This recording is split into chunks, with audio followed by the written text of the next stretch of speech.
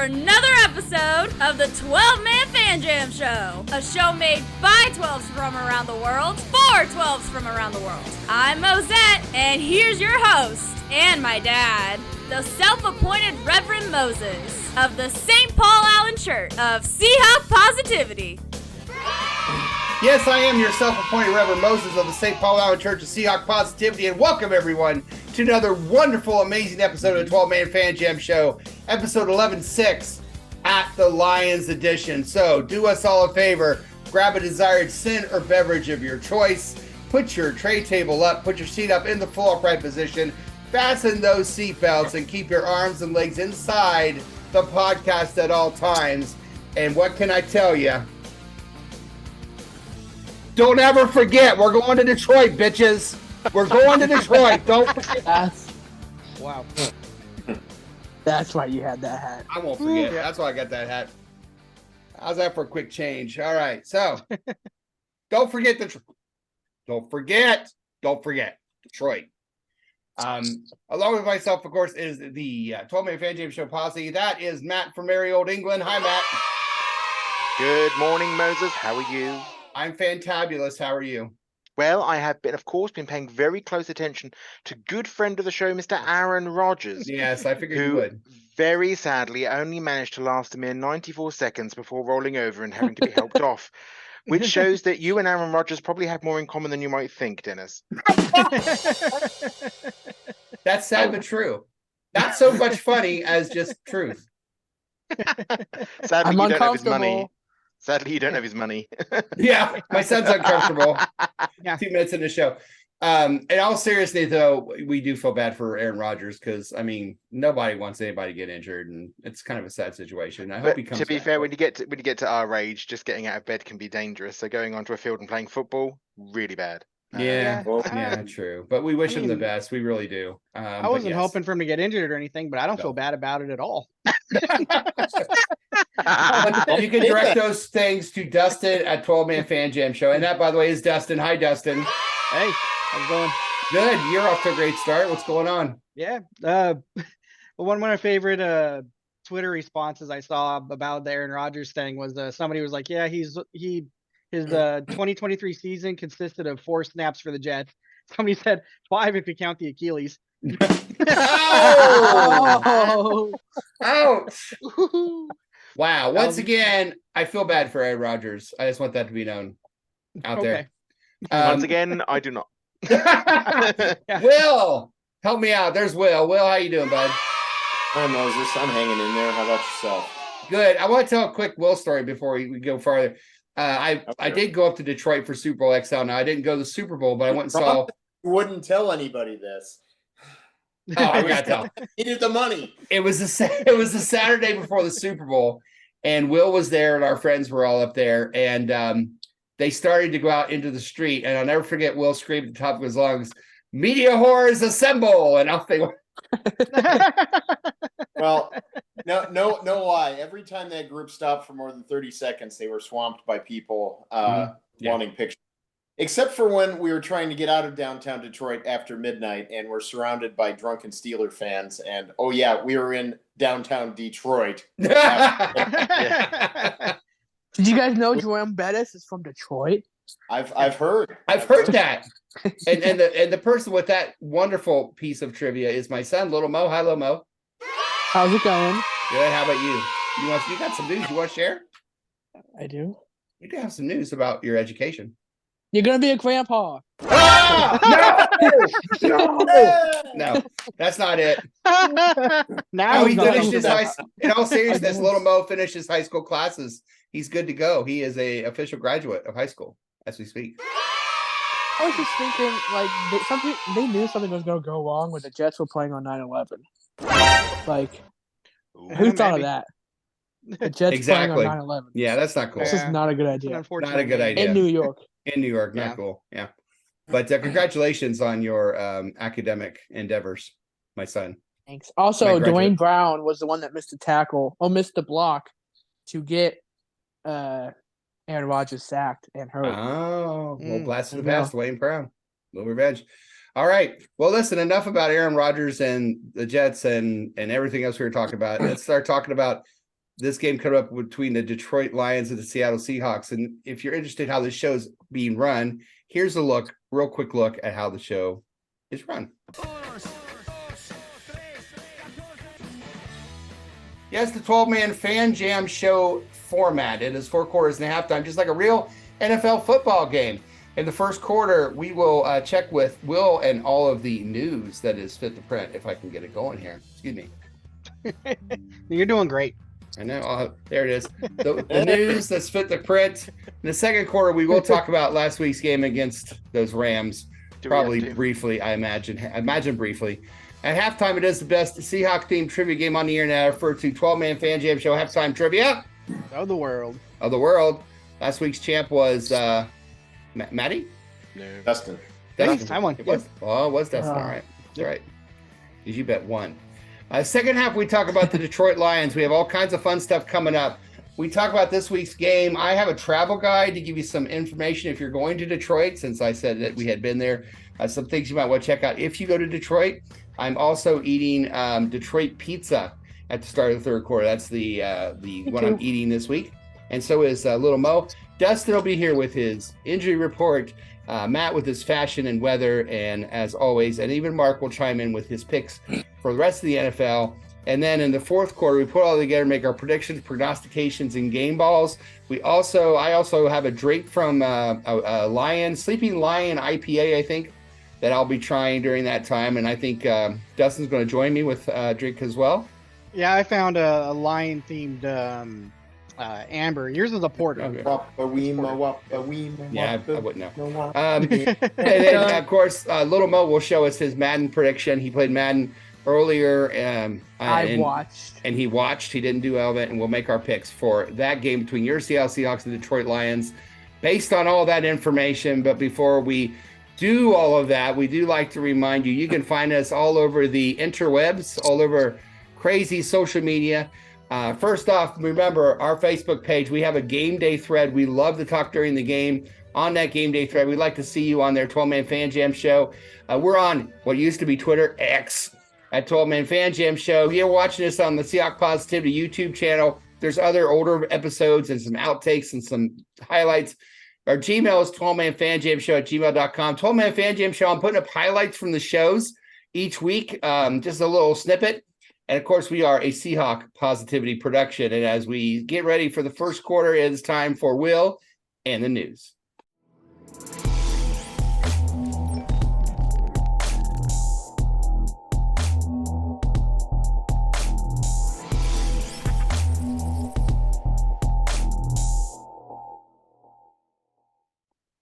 Yes, 12-Man Fan Jam Show news report with our news hound, Will. Will, what you got for us today?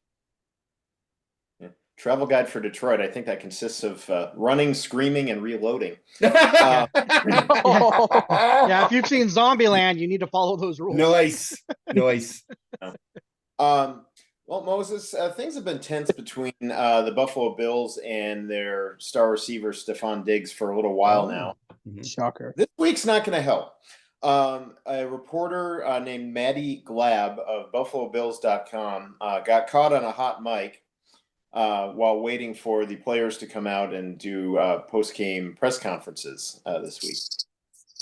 Said, quote, "I think they're trying for Steph and Micah Hyde is who they're trying for. Hey, there's no control over Stephon Diggs. Yes, he's going to do what he wants to do. He'll look in my face and say, F you. It's how he treats everybody." Wow. So that, of course, went viral, and to her credit, she apologized. But Diggs got on Twitter to respond, saying, quote, "The media or fans may confuse my competitiveness they witness on the field with who I am as a person. But off the field, I'd never treat anyone how she described and has never said anything remotely close to that to her. I don't know why it was said, but this is an example of why people don't want to deal with the media." Mm-hmm. So F her. Oh, no, wait, you didn't say it. It could be his villain origin story, kind of an anti-media origin story like Marshawn had. I was going to say, he's just there so he don't get fined. That's exactly. That's it now. And they will. And I have to say, I work with the media every single day. Yes, I work with British media. They are assholes. So, quite frankly, I have full sympathy with him. Yeah. I'm proud to say that he's a member of the soon-to-be 0-12-2 Hamdingers of the fantasy league that I'm in. He's my starting receiver. So is that the one that's highly rated by Yahoo? Yes, the D-. Yes. If you missed that last week, that was quite entertaining. How'd the first week go?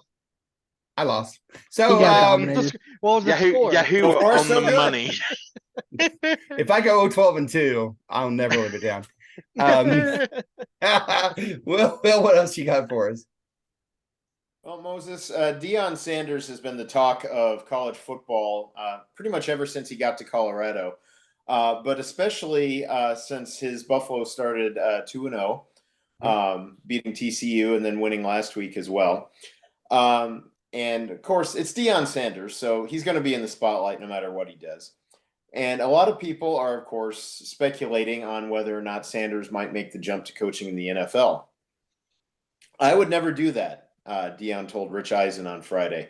I love college. I love that the young men are still impressionable. They're not so financially wealthy that they can't hear you. At the next level, some of these guys make so much money they can't hear. They can't hear or they can't see the things they need to see or hear. I'd have a hard time motivating a man that makes upward of 20 and 30 and sometimes $40 million to go out there and do your job. I got a problem with that. I'm not surprised. For now, anyway, it sounds like he has no desire to leave college, but yeah, somebody offers him 20 or 30 or $40 million a year to coach the NFL. That's what I'm saying. I get his point in the respect that it's easier to coach college kids, but he was one of those dudes making tons of money for his position, so I don't get how he hates on that. I don't think he hates on it. I just don't think he feels like he connects with them. Little Mo and I have had this discussion many times. We've been watching him, haven't we, Little Mo? We've been watching Colorado last couple of weeks, and we said, what about the NFL? And Little Mo's the one who told me, he said, I don't think he wants to coach the NFL. I think he likes coaching the kids. Do you want to explain yourself a little bit? Well, I just feel like, he likes coaching, younger kids and watching them grow up and mature, getting them to mature and not make, going into the NFL jumps, not mess it up and do stupid stuff off the field. I think so. I just don't think he wants to coach the NFL. Yeah, you might think of it as more like a legacy position being in the college football, because you can come in, you have the freshman guys in there, and you can help teach them what it is to be a pro essentially in the NFL, and how to mature as like a man essentially. And his leadership, that might be something that he likes, and he can teach these kids, prep them, and watch them go on and have success in areas when he's not there. So I think so. Real quick, I already have a man crush on his son at quarterback, and watching him play, it's the little things he's doing that are catching my eye. Like when he scrambles, he will always square his shoulders before he throws the ball, even on the run. And I'm like, kid? Yes. And I'm like, wow, that's something you can't teach when you're running. And all of a sudden you just square your shoulders to make a nice throw because his shoulders are square, his feet are planted. He does a lot of little things I really like, and he's not a scrambler. He is definitely a runner. He's a passer that runs. He's not a runner that passes. And I really like what I've seen of him the first two games. It's just the little things that aren't on the scoreboard that he's doing. I'm impressed. Little Mo, what team does he play for? Colorado. Oh, okay. Yeah, he's coach's son. Yeah. Little Mo, what do you think? About what? It's been two games. You're going to say it was like Nebraska and it's Nebraska and TCU. And TCU had everybody graduate from the team last year. So. Yeah. But I just, like I said, the little things he's doing, the squaring the shoulders, the making the nice plays, the deciding when to, and the best thing I've seen him do, which I like, sounds funny, but he takes a sack when it's time to take a sack. He doesn't try to do too much. The minute he knows sack's coming, okay, it's a sack. He lives another day. He doesn't try to battle it out and do something stupid. Once he knows it's going to be a sack, he just puts the ball in his chest and falls and says, okay, we're going to another play, which is, I think, something, again, forget the scoreboard. I see a lot of little things in this kid I really like, but we'll talk about that in April. Probably your dad being a pro. Hopefully his dad didn't teach him how to hold the ball when he runs. Yes. Oh, God, I hope so, because Deion used to. Gotta put your hand behind your head. Yeah. He did when he scored a touchdown. He scrambled for a touchdown. He did Deion's dance. Oh, did he? Yeah, that's and awesome. Deion said, they said, how did it look? And Deion said, it was terrible. It was awful. He doesn't know how to do it. It's terrible. But he did the Deion dance when he scored a touchdown. It was kind of cool. Oh, good for him. Yeah, but well, we wish Deion the best. I think he's a pretty, he has. I mean, I know he's there for trash talker, but I think he had fun. I think he reminded me a lot of Richard Sherman in that he talked a lot, but he had a lot of fun playing football, and he took his job seriously, especially when it came to baseball. I know he did. But he got 2 toes. He's the only player outside of Seattle Seahawks whose jersey I bought. Oh wow, when I was younger. Oh. Yeah, that speaks volumes. I had a Dallas Deion Sanders jersey. Nice.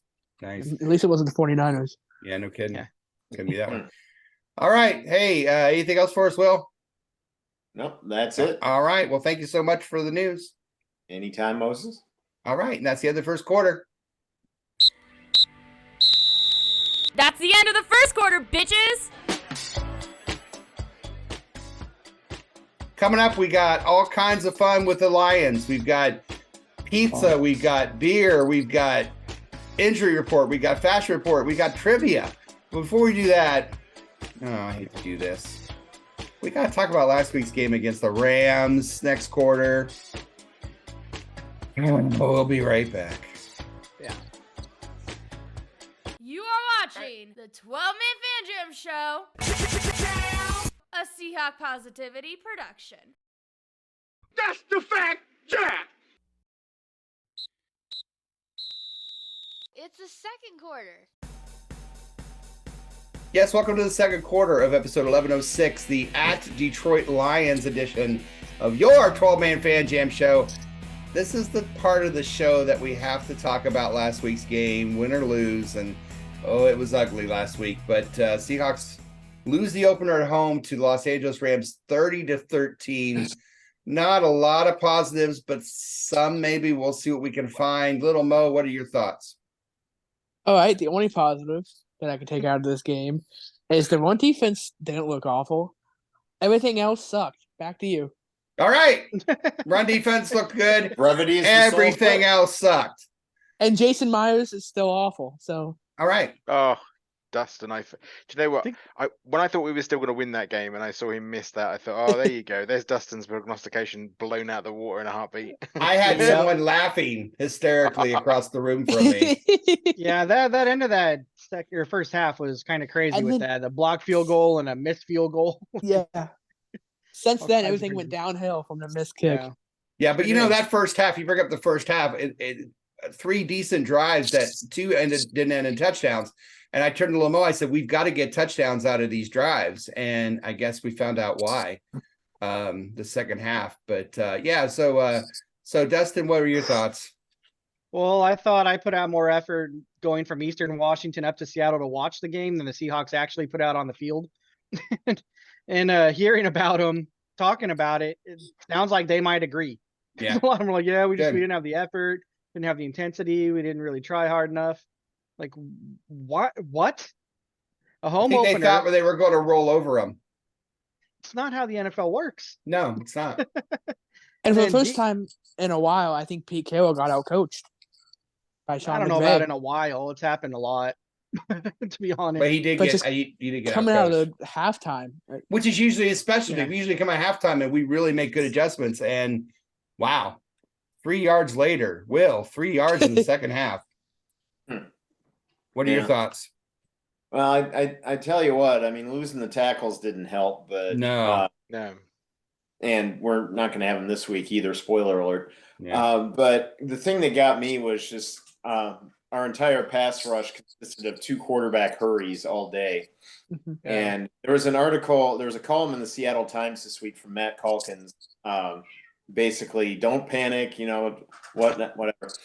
But one thing he brought up was that we had this happen last year where the defense started out slow and then we made some adjustments and they did better. And I got to thinking that did happen last year and the year before that. And the year before that. You remember in 2000 when we were giving up 30 points and 500 yards a game? Yes. Seems like every year anymore we get in new defensive coordinators, players, schemes, you name it. There's always some new big hype thing about the defense every year. And then they always come out and lay an egg for the first 5 or 6 games. Yeah. And we have to make some adjustments on the fly just to patch it up. And Which they is always what blame you it on think communication. offseason would be. They always blame it on communication. Of it. Mm-hmm. And it's like, okay, so communication is the problem. What Fix it. What kind of class do you need? Fix like it. Yeah. ASL? What do you want? Something to figure Punjabi? out there. Yeah, I mean, you know these are problems. It's not fluid. Or it's not fluid. You have the same mistakes all the time. Fix the shit. Yeah. It's obviously something within the system. It's not the player personnel. It's not the personnel. It's not necessarily the coaches, even though it's on the coaches to find the flaws in the system and fix it. But there's something systematically there going on to where we have the same issues every year, and it takes a while to figure it out. Yeah. I'm not a pro coach, but I mean, if it was me, I'd try and fix that before the season started. Yeah. And my adopted new player, Draymond Jones, a whopping 2 assisted tackles. And Where was he? Yeah. Who? He had a penalty though. The thing that I hated most about the defense was all the talent and all this awesomeness we have in the secondary. Where were they?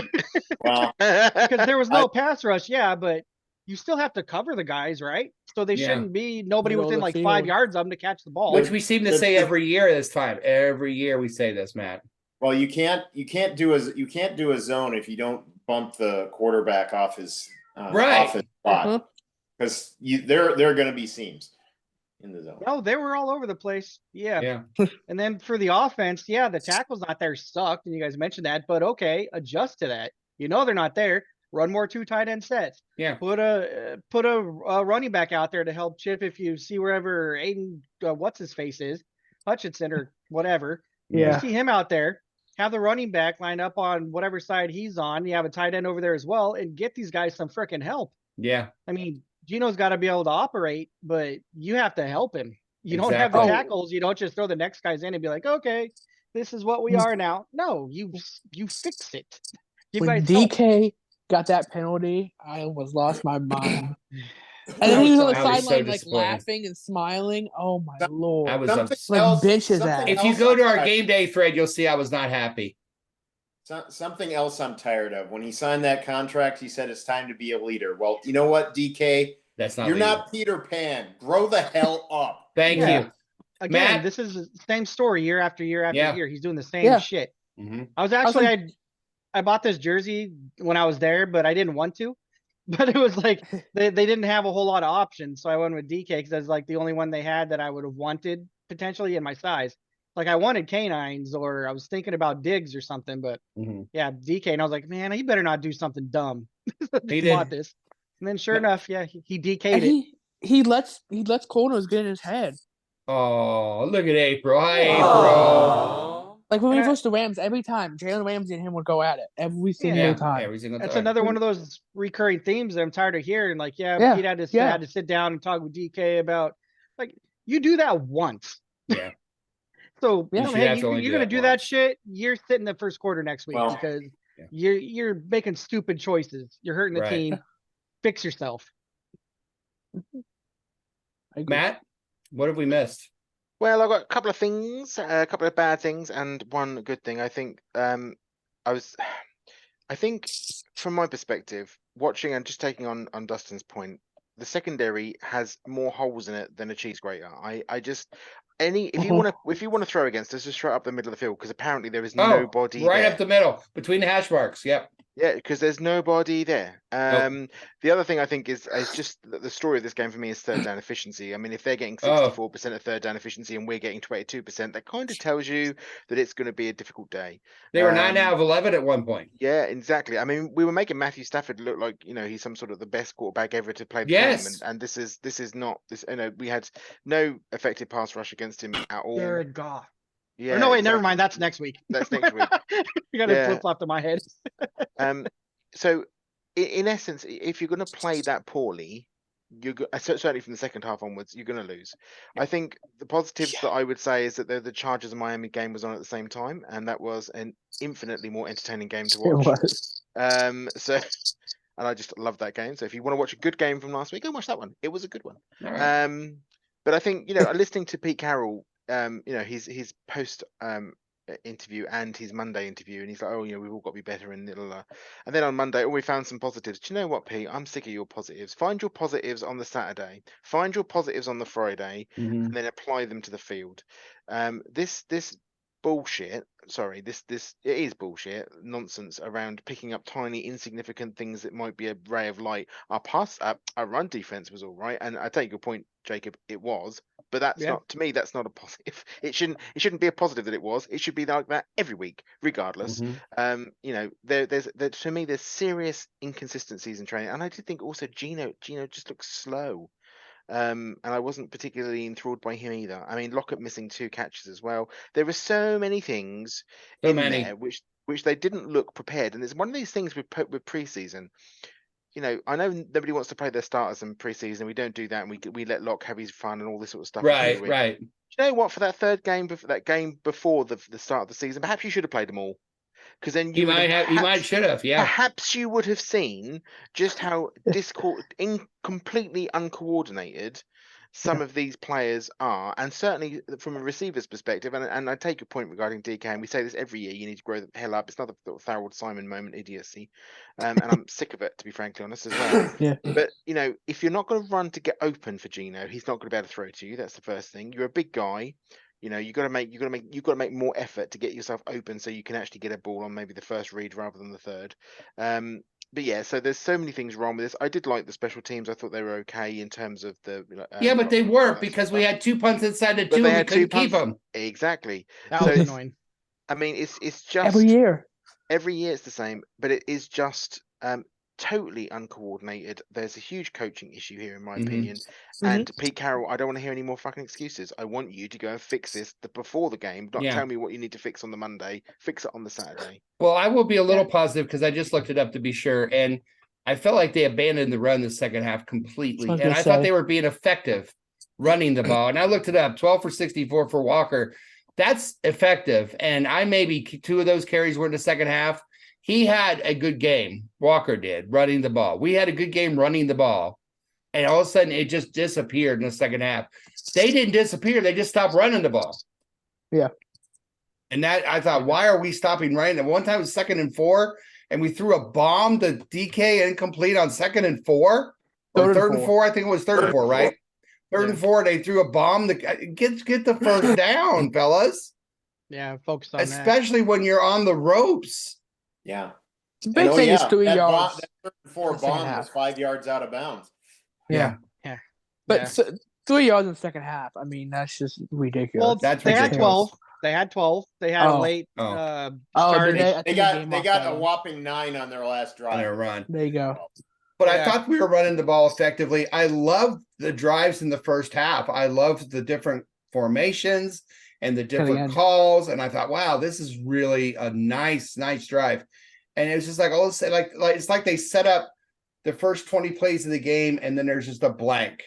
Yeah. And they get to 21 and they go, oh shit, what are we going to call? I don't know. Let's just throw the ball deep. It's like that route by DK was amazing, was awesome. And we forget about that because of how terrible it was broke after ankles. that. Right. Yeah. So to Matt's point about the rays of sunshine there, I feel the exact same way about that. Like, I understand you're a positive person, Pete. Your positivity is a big part of your deal. But when I was in the Army and even afterwards, this is something I picked up, and I do it after like every X-ray exam I do. You basically do what's called an after action review. And this is kind of the same concept they do on Tell the Truth Mondays, I guess. But I don't think they're telling the truth on Monday. No, they're not. I know he's, and I know this is the last time I'm going to say it. I know he's a player's coach. I know he likes to sort of, create that sort of college feel in a locker room. Well, sometimes, Pete, I'm afraid you got to be the bad guy, and I want to see you. I don't just want to see you sad and depressed and upset that we didn't play to our full potential. I want to see you angry, Pete. Show me anger now. Show me anger at players pushing people over for no bloody reason. And use the word inexcusable. Out of the game the second. Yes. Thank you, please. Yeah. That's kind of like Russell Wilson was like always like, well, man, he tried his heart out there, man. I found God, and it's stuff like that. It's like, yell, be like Peyton Manning and be yelling on the sidelines. Like Peyton Manning, would would say was great, would say what you want to say for media day, but you would yell on the sidelines at players. Sure. We don't, Well, Pete Carroll we did get this. We did get this. Greg Bell did post something I don't recall seeing at the start of Seahawks practice before today, which I think was probably Wednesday or maybe Tuesday. Bobby Wagner called the entire team and practice squad around him in the middle of the field. He gave a fiery and passionate talk to be ready to rebound this week. So at least Wagner is starting to try to shake the tree a little bit and get in their heads. So So what I was saying about the after action review versus Tell the Truth Monday thing, the point I was getting to with that is that you look at after action review with the Army, you want to have 3 positives and 3 negatives after you do things, right? So you look at the positives, you reinforce that. But then you have to take a look at the negatives to figure out how to make that better. Yes. And so you can't just focus on the positive stuff. You have to focus on what you didn't do right so you can improve on that as well. Right. It just doesn't feel like that's happening. No. Well, I think we've talked all about this game we want to talk about. Let's quickly skip over it and let's look at how we did on the Posse Prediction Challenge. This should be fun.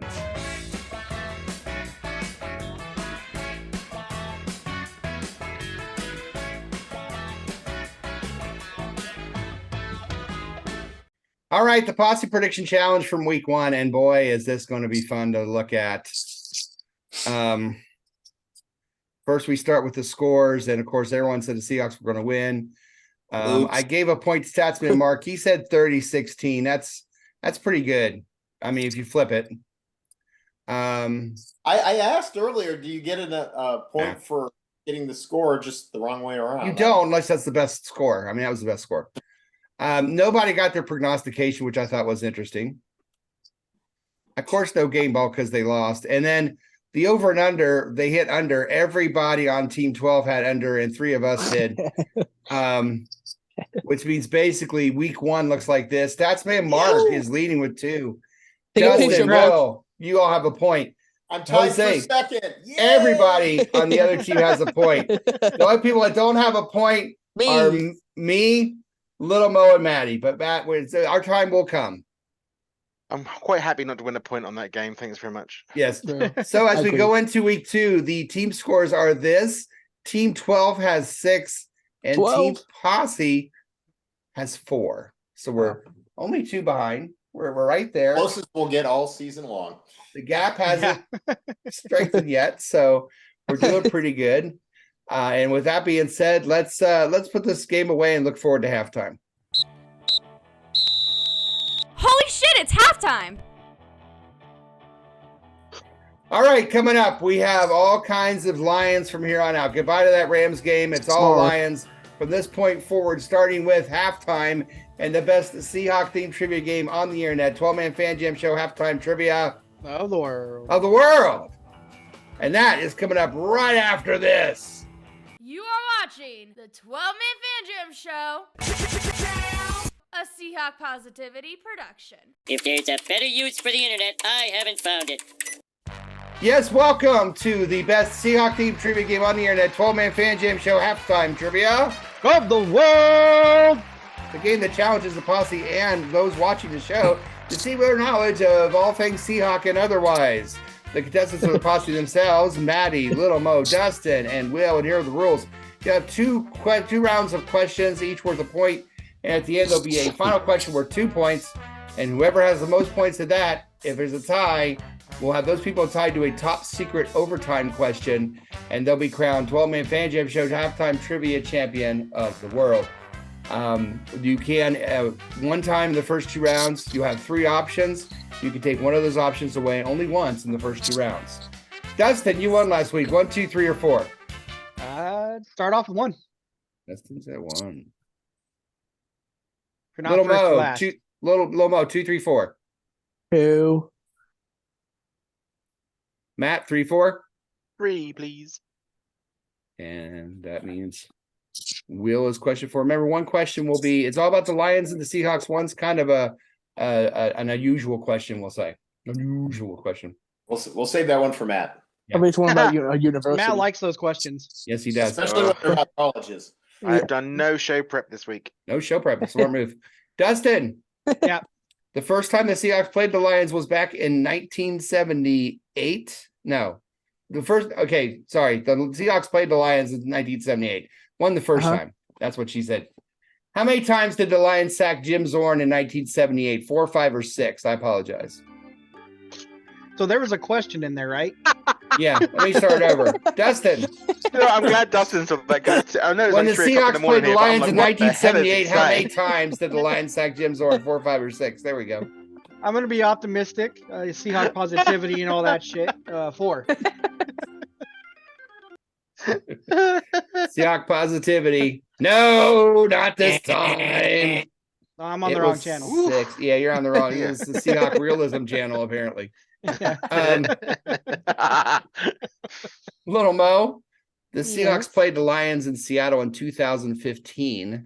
Okay. How many turnovers did the Seahawks have in that game? 1, 2, or I'll be 3? Back. Oh, here we go. Was that it's too late for show prep, Dustin. I'm not gonna ask. It was at the Cam Chancellor punch out, yeah. Ooh, yeah. You mean the No, that was Mike Calvin Tyson's Johnson punch out. Mike Tyson's well, was punch out. It was Cam I love that game, Will. Or Dustin, I love that game. I hate it here.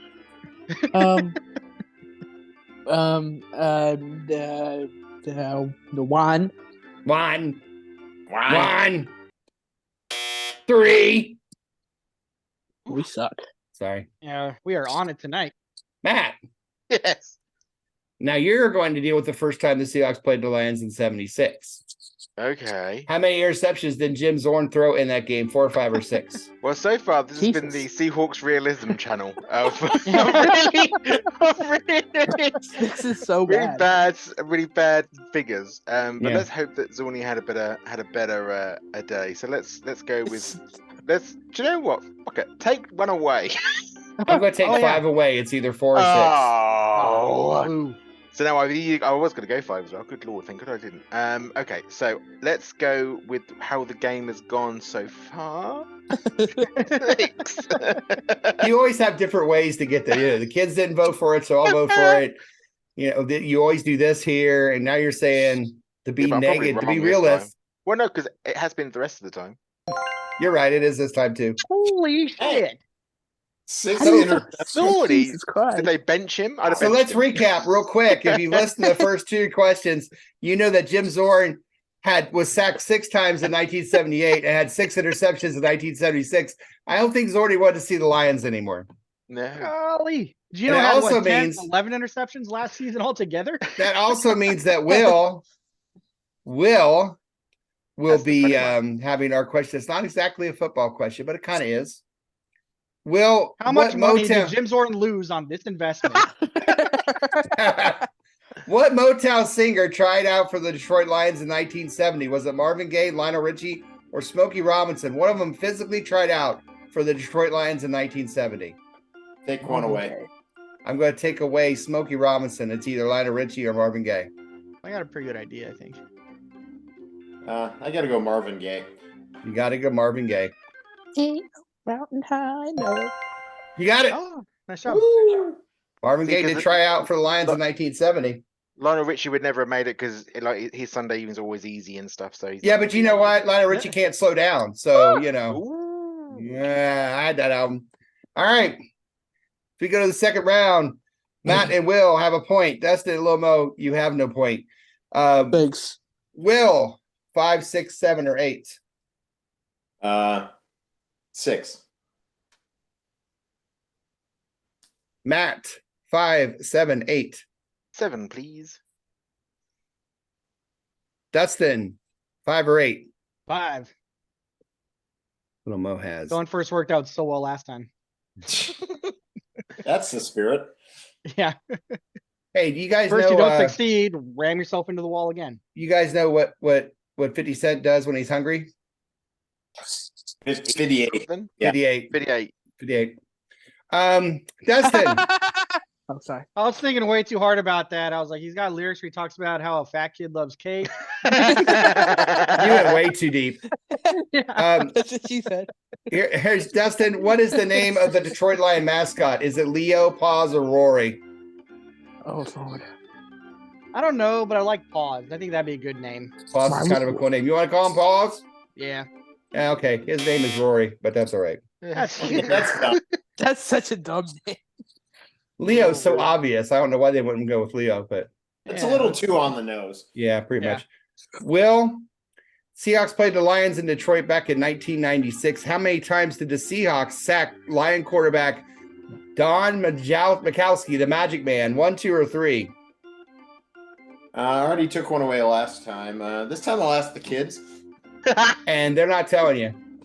Okay. You can borrow my takeaway. 2. Choose 2. It says 2.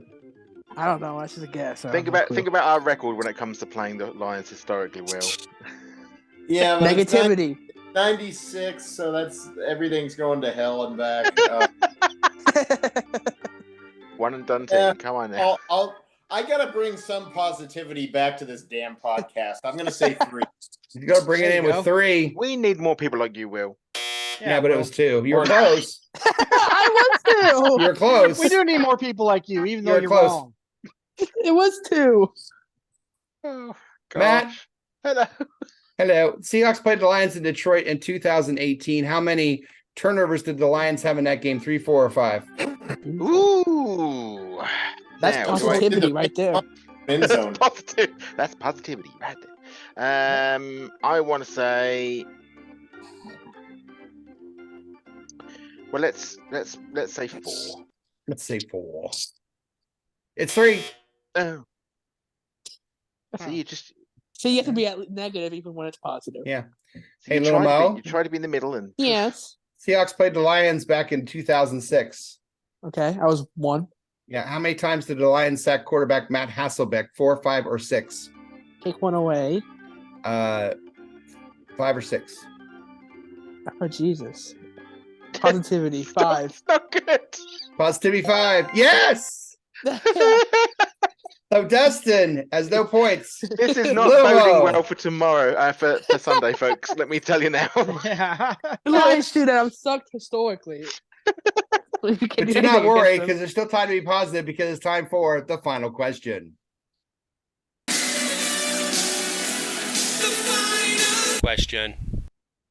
Yes, the final question. It is a number. Whoever's close without going over gets 2 points. 27. There will be no overtime. The order is Dustin, Will, Matt, and Little Mo. And here is your question. Dustin? Mm-hmm. Seahawks played the Lions in the playoffs back in 2017 in Seattle. Oh, cool. Okay. Cool. I knew it was gonna be. How many rushing yards did Thomas Rawls have in that game? Oh. He was healthy? Crazy. Hey, trick question. He didn't Could be play. 0. Trick question. 1 yard. I don't know, man. Obviously, I'm off tonight. How about 27. You're not off tonight. You're here. I'm talking about my guesses. Oh. I'll say 86. 86. Will, how many yards for Well, Thomas first off, Rawls? I have fond memories of that game because that was on my 40th birthday. Oh, happy 40th. Late. Delayed. Belated, yeah. A little bit late on that one. Only 6 years off. I'm going to say Thomas Rawls ran for 136 yards in that game. 86, 136. Matt. He sounds a Must little have too well. sure about that. I was going to say, Yeah. Will's really knows that number, doesn't he? Yeah. So, okay, so we're playing upwards then. So let's play 150. Oh, 150. jeez. 86, 136, 150. Little Mo. I'll go 87. I don't think it's gonna matter. I think Will. No, I think Will got that on the nose. He remembers That's what I that think. number. When the Seahawks Really played the good. Lions in the playoffs in 2017, Thomas Rawls ran for 161 yards. Oh my Matt. lord. Even more positivity for Matt, as he is the winner of this week's 12-man Fan Jam show, Seahawk Trivia, halftime trivia. And congratulations, Matt. Yeah, I don't feel I deserve that, but I'll take it. Thanks. I couldn't remember the exact yardage total, but he set the team record for rushing yards in a playoff game. That He did. had broken in that game. Okay. For the record, the overtime question would have been how many yards receiving for Doug Baldwin, and he led the team that day with 52. 104. Oh. But Really? And but anyway. Paul Richardson had that incredible catch where he practically pulled the defender's head off, right? Yeah. Yeah, so we need that kind of game for Sunday then, folks. We do. Congratulations, Matt. Thank you. Thank you, Will. Thank you, Will, for laying a good table. Yes, good table laid by Will. Was that the year we went to Minnesota? No. Okay. That was the year after we went to Minnesota. Yeah. Okay. This has been another head-scratching, stomach-churning, vomit-inducing. Okay. Toenail clipping. Bum wiping. Eyes-watering edition of your 12-man fan running trivia. Anima cleaning. Achilles tearing. Of the world. I'll say it.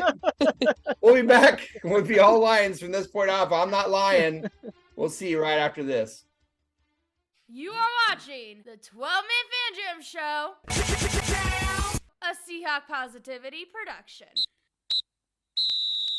Holy shit, it's the third quarter!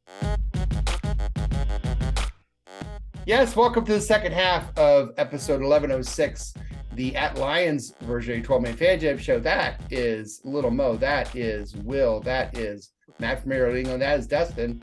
I am the self-appointed Reverend Moses of the St. Paul Out Church Seahawk Positive. And it is time to talk about the Detroit Lions. We're going to Detroit at 1 o'clock on Sunday, which is 10 o'clock if you live in Seattle. And if you live in England, Matt...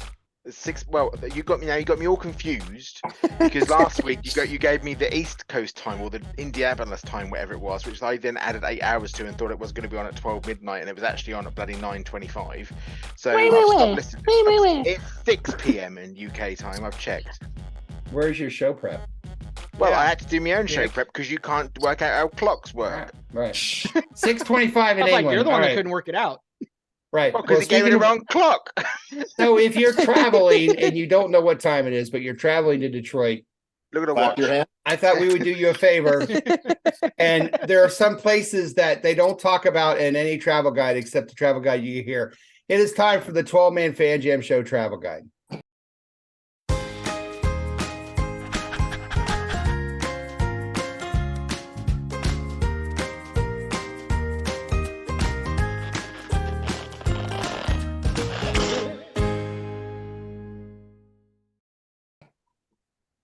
Yes, the travel guide. If you go, I have some secret places here that not a lot of people know about in Detroit that you must see if you go to Detroit. They're quite interesting. First off, why does Little Mo keep putting his condom wrapper up there? It's spicy barbecue.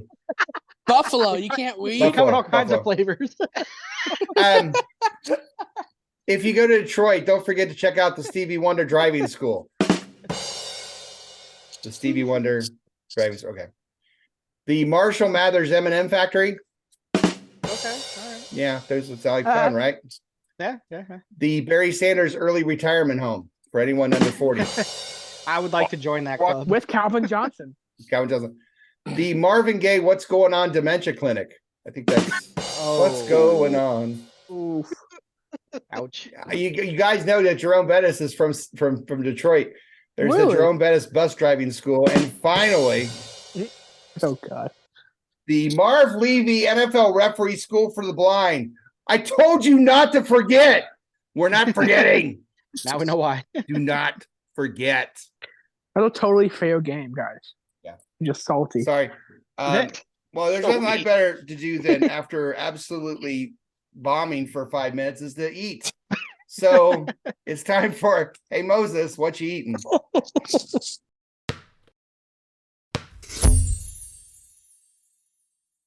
What's up? What you eating there? Hey Moses. What are you eating? What you eating, Moses? Well, I'm glad you said that. See, this is looks really good actually. Detroit pizza. I've never had Detroit pizza. Oh, go get yours. I didn't know you had it already. Lomo's going to join too. While he's there, I'm going to explain. If you've ever made mini pizzas out of biscuits, you take biscuits and you flatten them and you make little mini pizzas. And then most pizzas that I've eaten, there is sauce, and then there's either cheese and toppings or topping and cheese. That's usually a sauce. And then, apparently Detroit, you have the crust, and then you have the cheese. Then you have you have the crust, you have the toppings, then the cheese, then the sauce on top. So it gives you something that kind of looks like this. That just seems not right. I know. That's And wrong. so I'm going to try Detroit style pizza here and see what It tastes like pizza. It tastes like pizza, but it looks all wrong. Yeah. Presentation. Well, it's quite sloppy like it. because the sauce is on top. So if you're not It's a careful, little sloppy toppy then. No, Yeah. sloppy toppy, yeah. You got a white jersey there. Moses. Nobody likes No. a sloppy toppy. you can go. Get it all down your chin. Again. Got sun on your teeth right there. It's pretty good, but I don't know if I'd eat pizza this way because the sauce is on top. It's kind of sloppy. What do you think, kinda weird. Lomo? Tastes like pizza. It tastes like Back to pizza. you. All right. So enough of that. Let's get into the real good stuff, and we'll start by checking out how these teams are doing injury-wise. It's time for Dr. Dustin and the 12-man Fan Jam injury report. Dr. Dustin, tell us the news.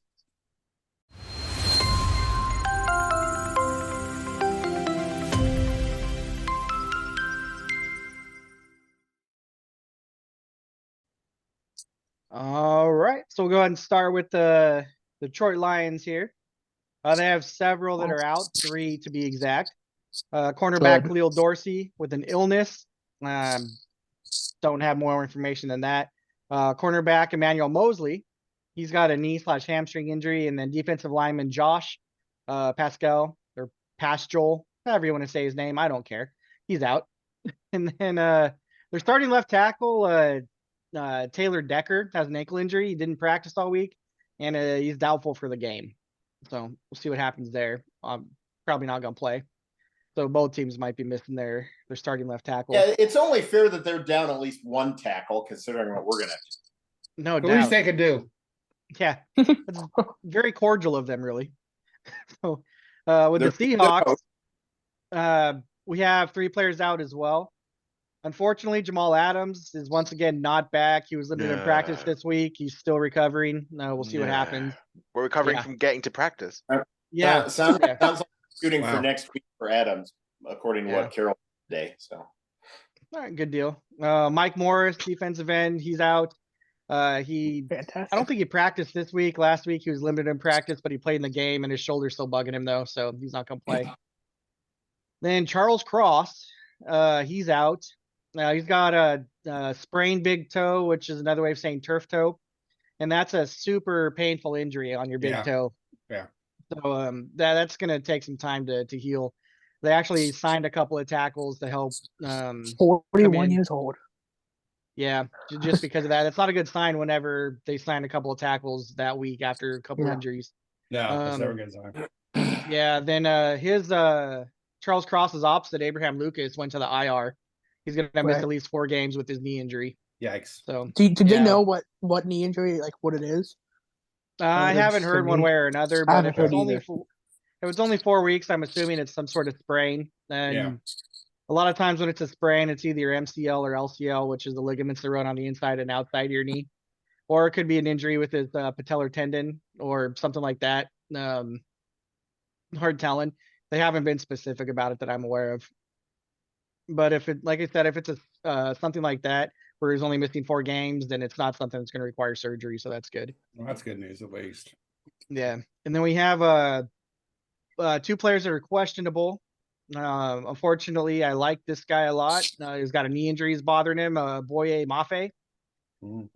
He's questionable, and then we got Devin Bush, who's got a shoulder that's bugging him, and he's also questionable. So Hey, he might be missing some pass rush there. And Mafe has been surprisingly good at run defense this year so far. Yeah, he's stepping up. So we'll see what happens. Fingers crossed they can make it in. Yeah, that's not good news. But that Evan is Witherspoon's going to play. Yeah. Oh yeah, God, we there's need positive. him Witherspoon's too. back. Yeah. Trey Glad to see Brown and that. Michael Jackson were terrible. Yeah, they Sorry. were getting picked on. They fairly were. often. I All right, appreciate well, that, Will. Thanks for the injury report. We hope it gets a little easier next week. We'll see. No shit. Yeah. Reds win.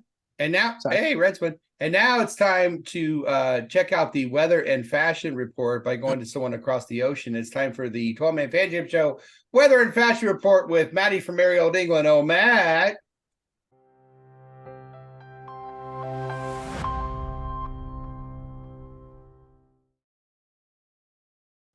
Yes, thank you, Moses. So we turn our eyes towards Detroit this weekend as we see how our Seahawks do against the mighty 1-0 Lions. Now, technically speaking, I have already been beaten by this game because earlier on, whilst writing this weather report, I spent over 3 hours on the phone to Earl. Now, you remember Earl? I remember Earl. Everybody knows. Yeah, well, he was very busy faxing me the latest weather charts found on Hunter Biden's laptop to try and help me get this forecast absolutely spot on and accurate. Only for then Earl to mention to me after we were done all that Ford Field is a dome, of course, so the weather wouldn't matter. Now, but if you're interested, just because I've done the work now, I did the show prep, so you may as well get the results.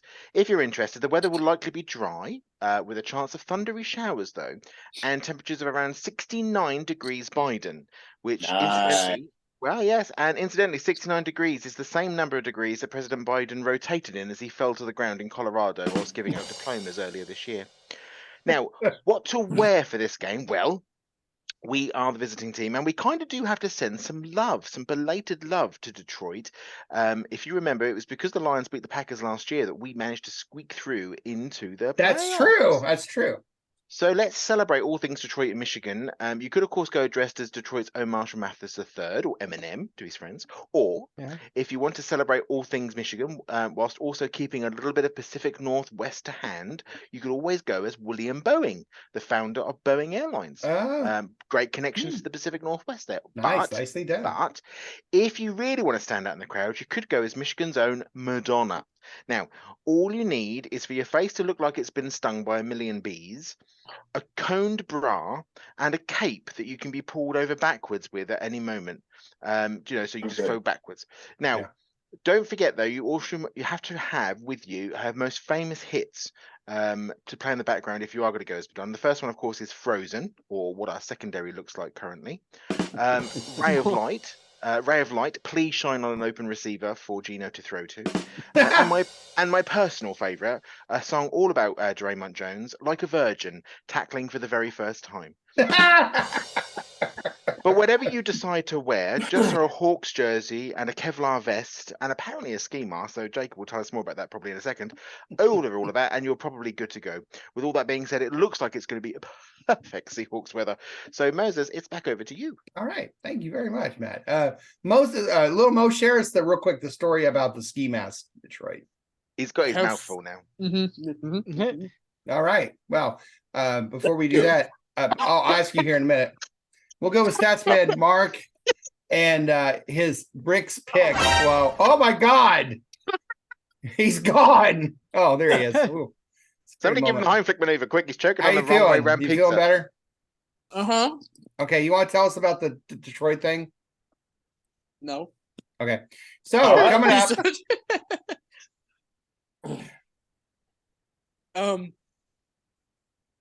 CJ Gardner-Johnson pretty much said for the home opener that he wants all the Lions fans to wear a blue, like no color blue ski masks, and apparently on Amazon they sold out after he said that. So because wearing a blue ski mask in downtown Detroit is a brilliant idea. Yeah, well, that's normal. So just stop by the bank on your way home. Yeah, just stop by. Well, thank you for that info. Someone who knows the numbers behind the numbers is a guy named Statsman Mark. And Statsman Mark does something for us called Bricks Picks.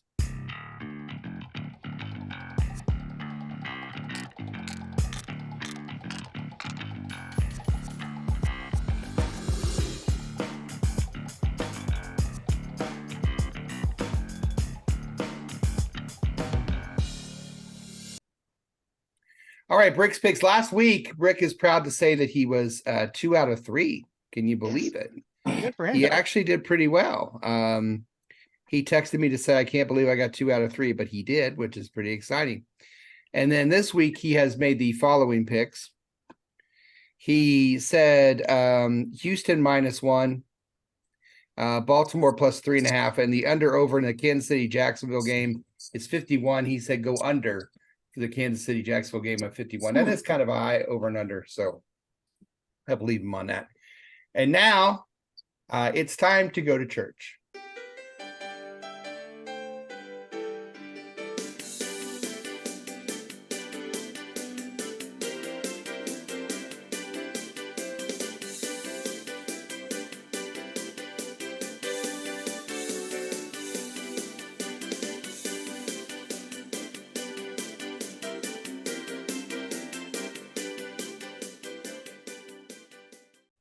2-1. Yes, this is your self-appointed Reverend Moses of the St. Paul Allen Church Seahawk Positivity. How is everyone this evening?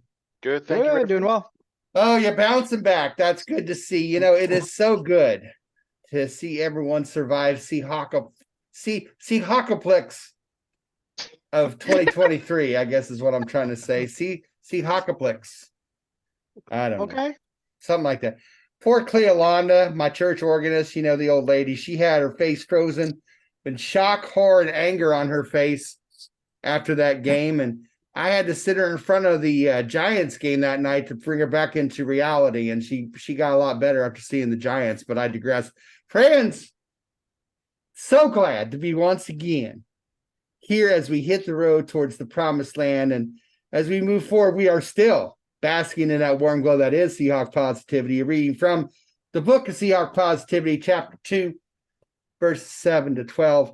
There are many battles left to fight, many cities still to conquer, many victories left to be savored, and we do head into the land of Motown, where we were then met by lions of that land. They were king of their beasts, but those beasts did tremble under the power of Seahawk Positivity, and they did fall onto the land, and there was much rejoicing in the land of Seahawk Positivity. Oh, yes, my brethren. That is the word. The power is not gone. It has just started. Oh, you can feel the power of Seahawk Positivity. If you feel the power, let's hear it. I'm in nice and loud. I'm in. Yes. I'm in. And if you believe in the power to give our defense the ability to knock Jared Goff off his feet and onto the floor at Ford Field, let's hear it. I'm in nice and loud. I'm in nice and loud. Yes, and if you believe in the power to give our offense the ability to score more than Marvin Gaye at a Let's Get It On convention, let's hear an I'm in nice and loud. I'm in. You know he had those back in the day. Friends, that is the power. Seahawk Positivity, we are loud and proud, my 12s. Last week was just a bump, just a hiccup. Just a slight, tiny little hill on the way to the promised land. Lions think they won the Super Bowl last week. Don't tell them. Let them think that. It's the closest Super Bowl championship they've ever had in their lives, bless their little hearts. This has been the self-appointed Reverend Moses of the St. Paul Allen Church of Seahawk Positivity. Go forth, my brethren. Go forth and spread the good word of Seahawk Positivity. Praise Steve Largent, praise Cortez, praise Walter Jones, praise Kenny Eastley, and as always, go Hawks. We'll be right back with predictions, prognostications, and game balls for the game between your Seahawks and Detroit Lions right after this.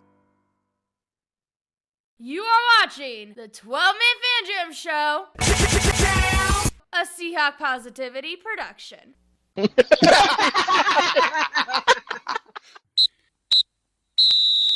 It's the fourth quarter, bitches.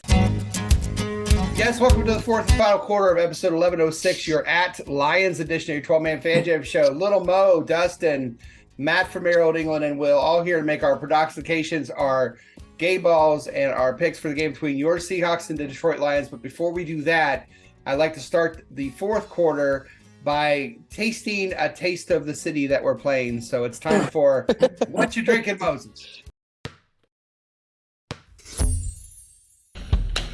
Son of a bitch! Give me a drink! What are you drinking, Moses? I'm so glad you asked. I found this is called Sleeping Lion. It's a, what is it? Dustin, you told me it's something. It's a porter. Okay, it's a porter. Yeah. How does It's called that mean? Sleeping Lion. It's a type of beer.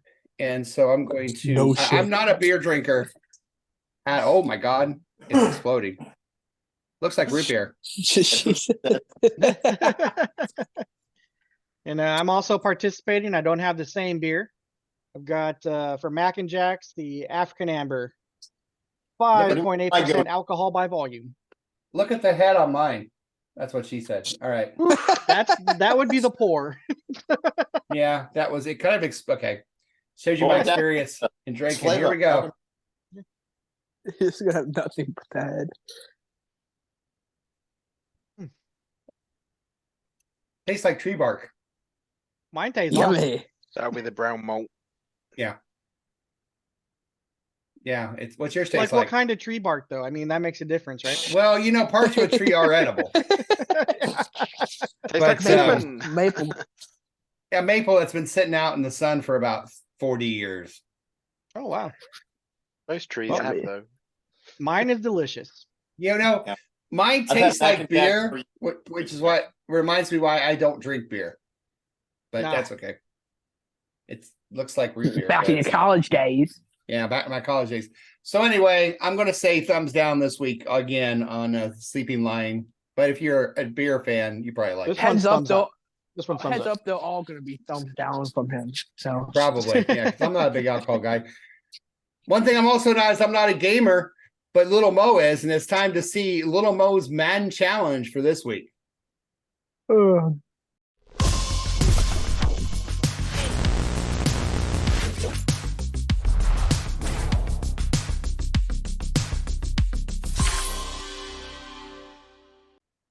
All right, before we go into this week, there is one part of last week's I want to talk about. Last week, he had the Rams beating us 31-20. But listen, the score was 31-23, and it was 30-13. That's pretty good. Highly realistic game.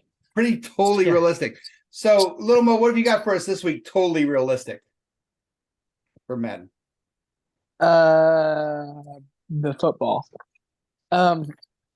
Okay, so it starts with a Jason Myers 35-yard field goal. Makes it 3-0 in the first quarter. Already unrealistic. Sweet. And then Geno Smith, touchdown pass to Tyler Lockett, 10-0 in the second. Zach Charbonnet with a 1-yard rushing touchdown. Makes it 17-0. 17-0 on the Lions. I didn't play any of this. I know. Wow. Geno Smith to JSN for a 48-yard field goal. 24-0 in the third. Touchdown. 24-0 in the third. I love it. Touchdown, not a field goal. Oh, that's a field goal? Well, yeah. Who cares? Who cares? Geno Smith to Tyler Lockett for 11-yard touchdown. 31-0. Lions get on the board with an 8-yard touchdown to Marvin Jones. 31-7. I wanted the shutout. And then Jason Myers with the field goal, 35-yard field goal, 34-7. The Seahawks win. We win 34-7 according to Madden. 34-7, y'all. I love it. Okay. Stats for the game: Geno Smith 23 for 33 for 259 yards and 3 touchdowns. 3 touchdowns. I said that last week for him. He didn't do it. And you can tell that's not me playing because I throw at least 7 interceptions a game. Anyways, the goofball 15 for 31 for 168 yards and 1 touchdown. Nice. Kenneth Walker 19 rushes for 95 yards. Nice. Charbonnet 14 for 45 and a touchdown. So we're running the ball a lot. Yeah. Good. Lions didn't do anything on the ground. Good. It was not a lot of yards, so I didn't write it down. Receiving Seahawks, 5 receptions for Lockett, led the team, and 2 touchdowns. Metcalf had 4 receptions for 43 yards. JSN 4 receptions for 86 yards and a touchdown. On the Lions side, 2 receivers had 5 receptions, Marvin Jones and Amon-Ra St. Brown. Who also had a touchdown, and so did Marvin Jones. Nope, Marvin Jones had a touchdown, not Amon-Ra St. Brown. I messed that up. Okay. All right.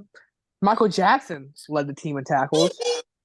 Oh, good for him.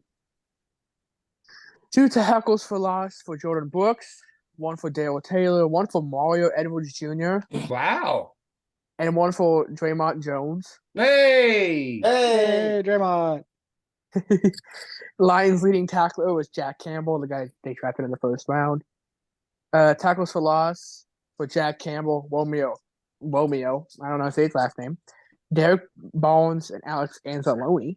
No QB sacks in the game for either team. Also, the tackles were out, by the way. So, for the Seahawks, both the tackles were out. And no turnovers. Nice. Excellent. 31-7. Book it. I hope. I'd be down with that. Yeah, me too. Well, let's look at how everyone thought about the other game coming up on Sunday. First team 12, Jose said Seahawks 23-20. Prognostication, Goff throws a pick. The last one he had was against us. Game ball to Diggs with the pick. Really hope we win, getting tired of the negativity. Me too, Jose. Yep. Mike Pascal, Hawks 26, Kitties 23, game balls to K9.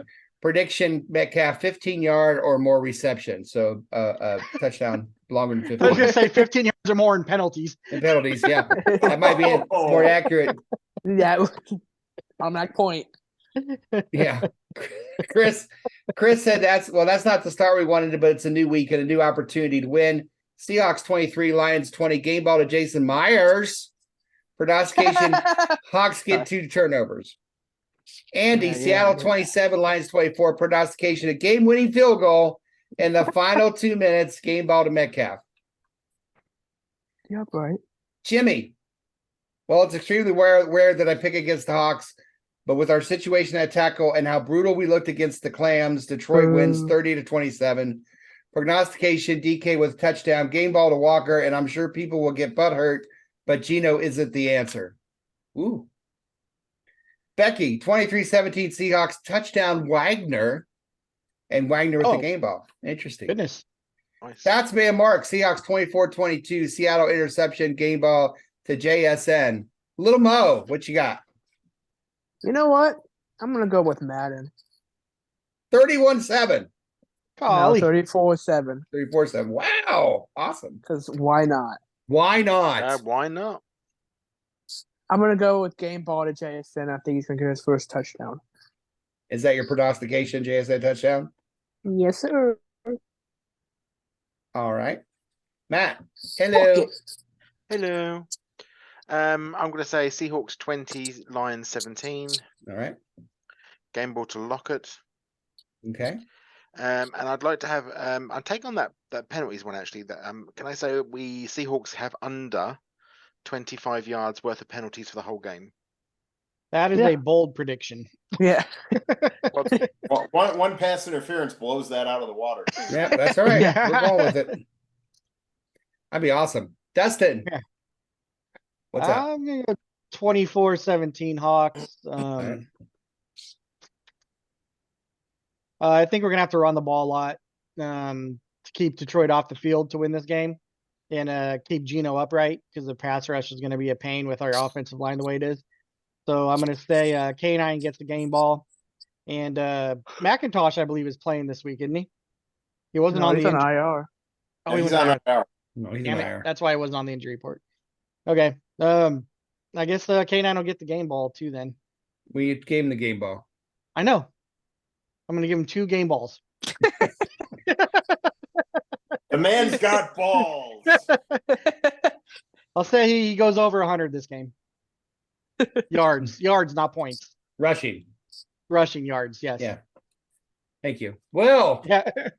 Always goes well with Dustin. Always.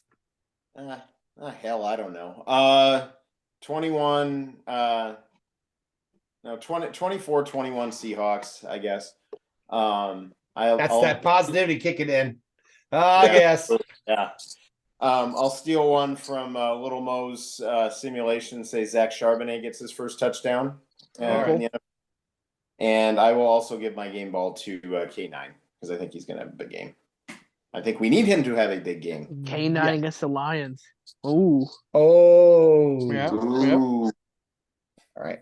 Well, I guess it's my turn. War. All right. Last week's game was about as fun to watch as a webinar on new tax laws. The Seahawks played a half of football so bad, 12s thought the channel changed to an Arizona Cardinals practice. I mean, 3 yards of offense the whole second half, 3 yards the whole half. That's a terrible drive, let alone a terrible half. I was like watching the 92 Seahawks again. Where's Stan Gelbaugh when you don't want him? But I digress. Despite the ugly second half of football, the Seahawks must pick themselves up off the floor and travel to Motown to face the up-and-coming Lions. The Lions are coached by Dan Motor City Madman Campbell, who looks like Stone Cold Steve Austin a little bit if you look at him. Oh, hell yeah. Yeah, Campbell looks like the kind of guy that celebrates a team victory by smashing a beer can on his forehead and then screaming until the veins in his forehead pop out. Not that there's anything wrong. Not that there's anything wrong with that.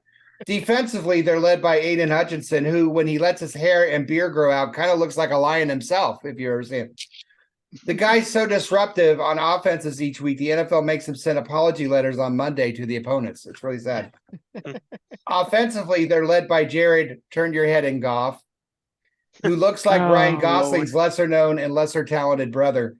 The Lions beat the Chiefs in Kansas City last week, so beating them in Detroit this week is a tall order for our Seahawks. The Lions are looking to establish themselves as an NFL force to be reckoned with. But not this week.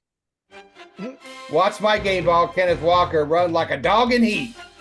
Okay, stop, Aaron. Stop it. Okay, listen. Stop. My prognostication. Are you ready? Oh, dear. Seahawks.